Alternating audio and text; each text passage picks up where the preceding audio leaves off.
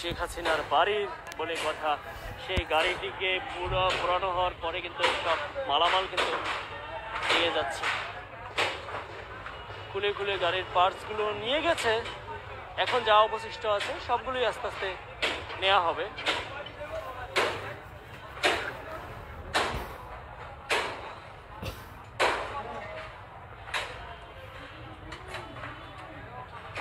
অর্থাৎ যে যা পেয়েছে নিচ্ছে, সেটি দেখতেই পাচ্ছেন।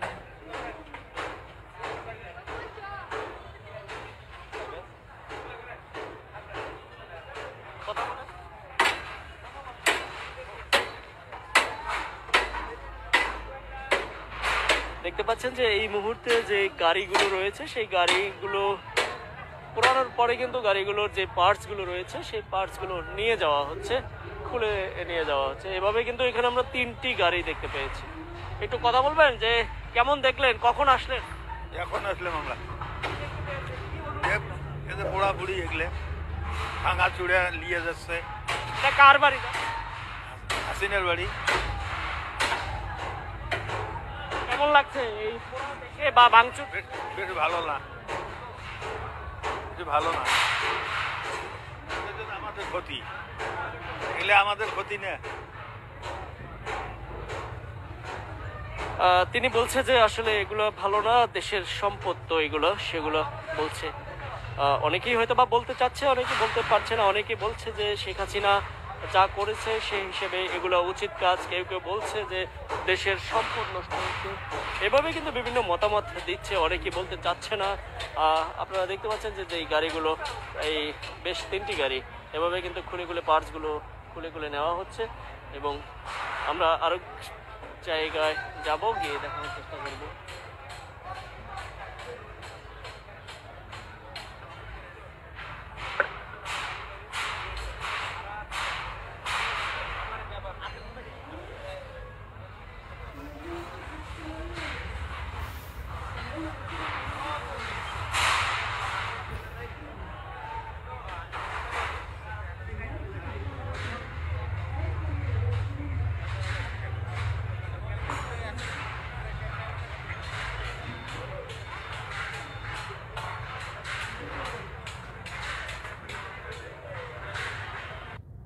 We trade with Exness. We take advantage of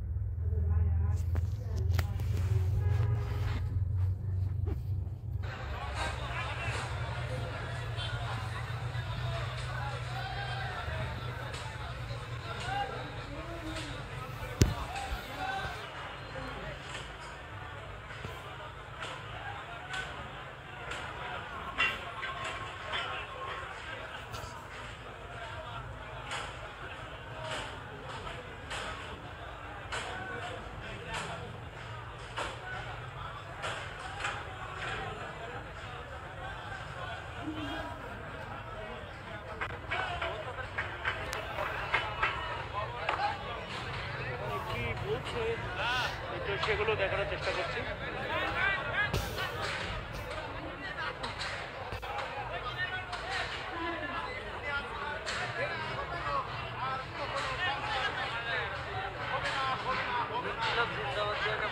আমরা দু একজনের সাথে একটু কথা বলার চেষ্টা করব। ধন্যবাদ। আসসালামু আলাইকুম ওয়া রাহমাতুল্লাহি ওয়া বারাকাতুহু। কখন আসলেন, কি অনুভূতি? অনুভূতি তো ভাই আসলে এটা ভাষায় প্রকাশ করার মতো নয়। আমি ঢাকায় এসেছিলাম আমার এক ভাই রুগী মানুষকে নিয়ে চিকিৎসার জন্য। কালকে রাতে যখন থেকে দেখলাম ধানমন্ডি 32 ভাঙ্গা হচ্ছে, তখন থেকে একটি শান্তি মানে প্রশান্তি অনুভব হচ্ছিল। তাই আজ সকালে ছুটে এলাম এটা দেখার জন্য। খুনি হাসিনার এক কথায় যেমন তার গদি চলে গিয়েছে, আর গতকালের একটি লাইভ রেকর্ডের জন্য তার আজকের অবশিষ্ট যা ছিল সব এই বাংলার ছাত্র সমাজ ধূলিসাৎ করে মিশিয়ে দিয়েছে। আমরা দেখছিলাম এবং দেখানোর চেষ্টা করছি যে এখানে মানুষের যে প্রতিক্রিয়া, বা ফিলিস্তিনের পতাকাও কিন্তু উড়াচ্ছে। দু একজনের সাথে আমরা কথা বলেছি এবং দেখানোর চেষ্টা করছি। আজকে আমরা যারা